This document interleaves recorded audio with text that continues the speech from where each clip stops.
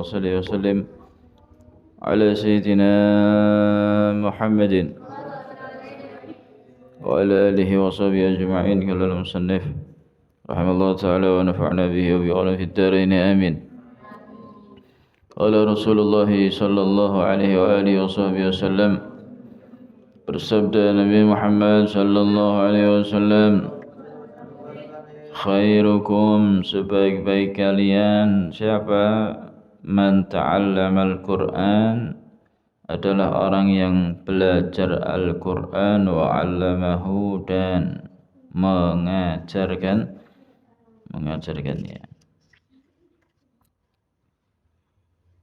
Ini bagian daripada seperti hadis kemarin. Hadis kemarin juga redaksinya khiyaru ummati atau khiyarukum. Ini sekarang khairukum. Artinya apa? Sebaik-baik kalian yang belajar Al-Qur'an. Al-Qur'an itu meliputi daripada apa? Makharijul huruf, daripada apa? Sifatul huruf, daripada apa? Tajwidul huruf, kemudian daripada makna-makna Al-Qur'an, tafsir Qur'an. Paham? Tidak hanya sekedar apa? Menghafal, tidak hanya sekedar belajar tajwid, tapi juga apa? Belajar tafsir. Belajar memahami daripada isi Al-Qur'an, yaitu man ta'allama al-Qur'an, orang yang belajar Al-Qur'an, wa 'allamah, dan mengajarkannya. Jadi orang itu harus apa? Punya 3 kriteria. Yang pertama apa? Ta'allum. Apa ta'allum? Belajar. Ta'allama yata'allamu ta'alluman, belajar. Kalau sudah ta'allam nanti jadinya alim, mengerti. Apakah cukup sampai situ? Belum cukup. Setelah dia ta'allum, setelah dia alim, maka langkah selanjutnya apa?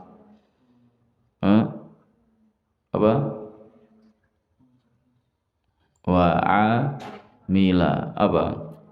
Mengamalkan ilmu. Paham? Mengamalkan apa?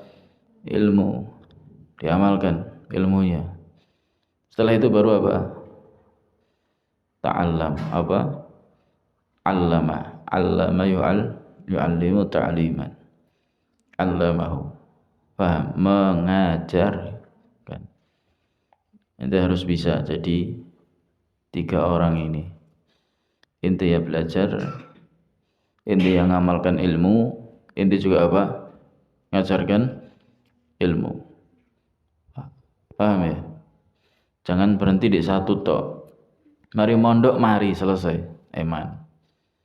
Tapi berusahalah bisa jadi apa? Sampai mengamalkan ilmu. Ini pulang dari pondok seperti enggak kayak mondok.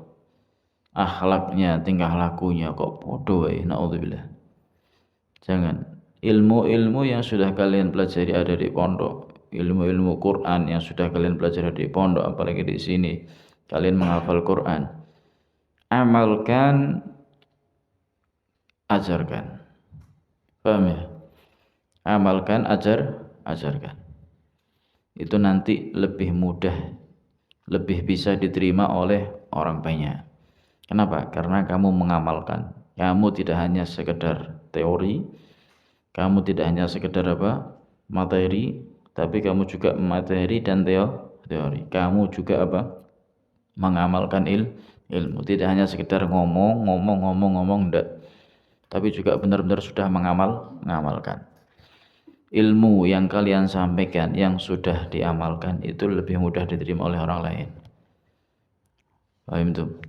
Nah, makanya dari sekarang niatono ngamalno ilmu, supaya nanti ketika kalian menyampaikan ilmu, kalian akan mudah diterima oleh orang lain. Paham itu?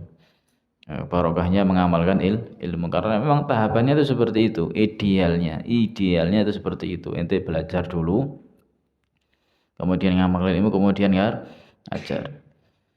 Inti utamanya adalah belajar. Inti utama adalah apa? Belajar, mengetahui dulu. Tafaqquh, ta'allum dulu. Baru nanti apa? Inti silahkan mau ngajar langsung nggak masalah. Karena orang yang mengajarkan ilmu itu tidak harus mengamalkan ilmu. Boleh-boleh saja. Tapi alangkah bagusnya, alangkah afdolnya, idealnya itu setelah ente mengetahui, belajar ente di pondok, ente amalkan, ente ajarkan. Orang-orang dulu itu seperti itu. Misalkan mau ngajar apa gitu ya. Oh ini bab apa? Bab Al-Quran. Bab khairukum man ta'allama Al-Quran sebaik-baik kalian adalah orang yang belajar Al-Quran dan mengajarkan Al-Quran. Itu tanya kepada diri sendiri. Koreksi pada diri sendiri. Sudahkah aku belajar Al-Quran? Sudahkah aku mengajarkan Al-Quran? Makanya kalau kalian disuruh ngajar, gak usah bingung. Walaupun hanya ngajarkan Al-Quran, ilmu yang sudah pernah kalian pelajari ada di pondok, mulai dari sifatul huruf, makharijul huruf, tajwidul huruf, ya, tajwidul kalimat, tajwidnya, semuanya ajarkan. Kalau kalian paham tentang artinya, isinya ajarkan. Paham tuh? Ya, insyaallah akan menjadi apa? Sebaik-baik daripada umatnya Nabi Muhammad SAW. Gak usah bingung mau ngajar apa. Ya, gak usah bingung. Afdal mana, ngajar Al-Quran apa ngajar fikih? Di sini disebutkan al-mu'tamad anal fikha afdal. Li'anna al-fikih yuhsinul ibadah lillah wa yu'allimu ahkama syar'illah. Cuma memang zaman dulu itu qurra'uhum fuqaha'uhum qurra'uhum. Zamannya Nabi, zamannya sahabat, orang-orang yang ahli Quran semuanya ahli fikih. Semuanya ahli apa? Fikih. Yang ahli fikih pasti ahli Quran. Zaman dulu. Kalau sekarang kan enggak, jarang. Yang ahli fikih ahli Quran itu jarang. Ahli fikih kadang ahli fikih saja. Ahli Quran saja. Kalau ada ahli fikih ahli Quran mungkin kadang nanggung. Ya, kadang apa? Nanggung. Tapi apakah enggak bisa? Bisa. Ya, seperti zaman-zaman dahulu. Zaman dahulu, Masya Allah, ahli Quran, ahli fikih, banyak. Ahli Quran, ahli fikih. Cuma kalau diperinci seandainya, apakah yang tidak menghafalkan Quran, tidak mengajarkan Quran itu terus tidak afdal? Enggak. Paham ya? Ya juga masing-masing punya apa? Punya keistimewaan sendiri. Ya kan, gimana kita mau ibadah kepada Allah Subhanahu wa taala kalau enggak ngerti ilmu fikih? Gimana baca Fatihahnya, gimana wudunya, gimana takbiratul ihramnya dan seterusnya. Itu semuanya berkaitan dengan ilmu apa? Fikih. Nanti kalau ibadahnya enggak ada terima ya apa? Apakah hanya sekedar mengandalkan apa? Ilmu Quran? Ya, paham ya? Makanya di sini dikatakan al-mu'tamad anal fikih afdal. Orang yang ahli fikih tetap lebih apa? Lebih afdal, lebih mulia karena ahli fikih ini mengamalkan, mengajarkan hukum-hukum syariatnya Allah Subhanahu wa taala, yang mana hukum syariat itu ada di mana? Dari mana dasarnya? Dari Al-Quran. Secara tidak langsung mereka mengajarkan isi Al-Quran. Paham ya? Jadi mengajarkan Al-Quran tidak hanya sekedar mengajarkan hurufnya, tidak hanya mengajarkan bacaannya, enggak, tapi semuanya. Paham itu? Ahli fikih menjadi lebih afdal karena ahli fikih secara tidak langsung menyampaikan daripada isi kandungan Al-Quran. Bagaimana di situ ada ayat wudu, bagaimana di situ ada ayat haid, di situ ada ayat tayamum, semuanya dijelaskan. Paham ya? Nah, kalau ngajar Quran ya hanya sekedar ngajar apa? Hurufnya. Kadang hanya sekedar ngajar apa? Bacaannya. Paham itu? Nah, tapi masing-masing punya apa? Keistimewaan. Khairukum man ta'allama al-Quran nah, makanya kalau kalian mengajar ya yang totalitas, yang ngajar Quran, yang ngajar fikih gitu loh. Paham ya? Jelas. Baik. Kemudian selanjutnya, ini hadis menjelaskan tentang apa? Keutamaan Al-Qur'an dan keutamaan mengajar Al-Qur'an, keutamaan mengajarkan Al-Qur'an. Paham ya? Karena yang pertama adalah man ta'allam, ta'allum dulu. Ta'allum dulu. Paham tuh?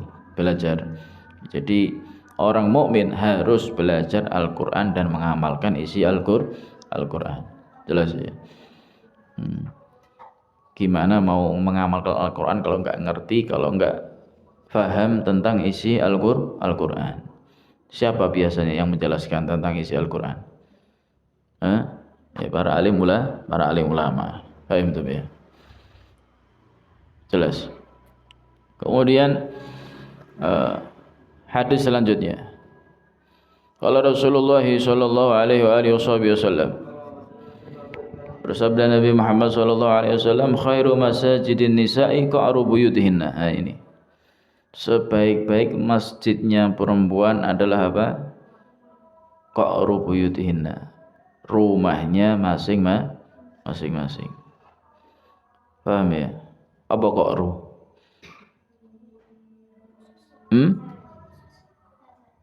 Apa?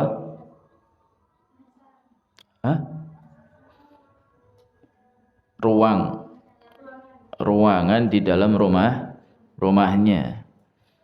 Paham ya?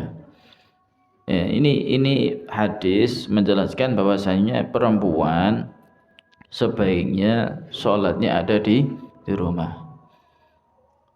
Sebaiknya ada di mana? Di rumah. Apalagi yang masih muda. Yang boleh di masjid itu yang tua-tua aja. Yang kalau orang ngelihat nggak nafsu.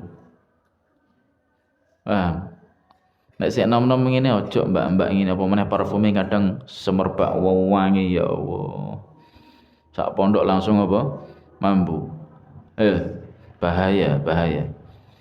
Ngerti? Malah jadi fitnah, bukan dapat pahala, malah jadi apa? Fitnah. Paham tuh?